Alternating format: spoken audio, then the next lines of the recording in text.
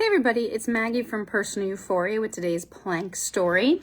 So, if you don't want to plank, you're going to sit nice and tall and you're going to do rib slides like a typewriter. It's not like a side bend, right? You're not getting compressive. You're trying to shift your ribs left and right. After a set of those, you're going to pop your breastbone forward, then cave in. Pop the breastbone, cave in, and then you're going to try to circle the ribs. And you really want to feel like the motion's coming from your ribs, not your low back. Like low back and neck will be impacted, but it's coming from here. All right, so try those 3 moves. I mean, on the off chance you're not super excited about plank. So Matt and I just got back from a trip to Greenland, and we got stranded in Greenland due to fog. So we couldn't fly out. It's a very small airstrip that I think is only there because there was a U.S. Army base during World War II. And there's water on one end and mountains on the other, and so they have to have visibility to land. And the fog did not break 4 days. So we were stuck there 3 extra days. We'd already been to this town, which had a population of 123 people. So we had already seen what there was to see here, which basically was the hotel.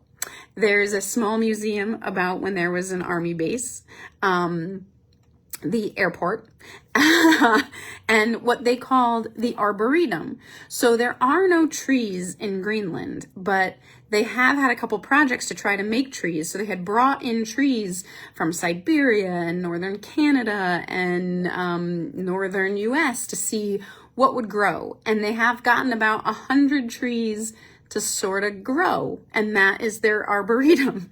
And they fly kids into this town to see the trees, because if you live in Greenland, you have not seen trees. If you're not in one of 2 places, they've tried this experiment with the trees. So we've got not much to do, and we're killing time. We're reading, we're playing the game of Risk with a 10-year-old Greenlandic boy with perfect English. And I said, "Oh, are you learning English in school?" He said, "No, I play video games." And the thing about his English, it's not that he had good English, is he got humor. And it's always hard to get other cultures' humor. And he's 10. And so we had fun with that. There was a band stranded at the hotel.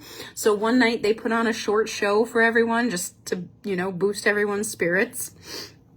I am hypothyroid, so I take levothyroxine, and I hadn't brought enough meds for this level of delay.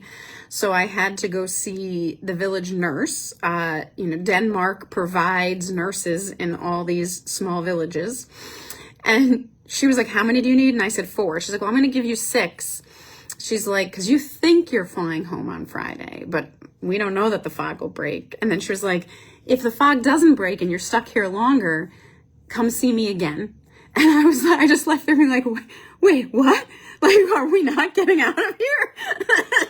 Does the fog never break in Greenland?"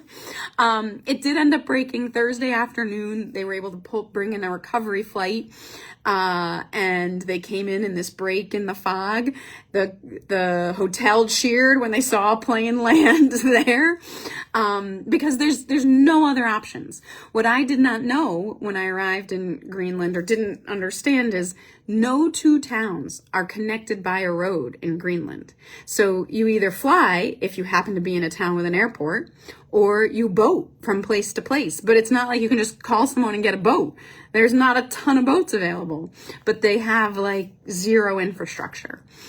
So when our flight couldn't get in, that was our only choice to get out, was to sit and wait in the rain, a little forced relaxation. But we did make it home, and you never want anyone to fly you or come in and land in an unsafe situation. So there was nothing you could do about it. But we were stranded in Greenland, wondering if we could be stranded anywhere, where would we choose? Probably not Narsarsuaq, Greenland, population 123. We'd pick like Aruba. But chances are you don't get stranded in Aruba unless something different is going wrong, right? All right. I hope you have a wonderful day. It's good to be back, and keep moving.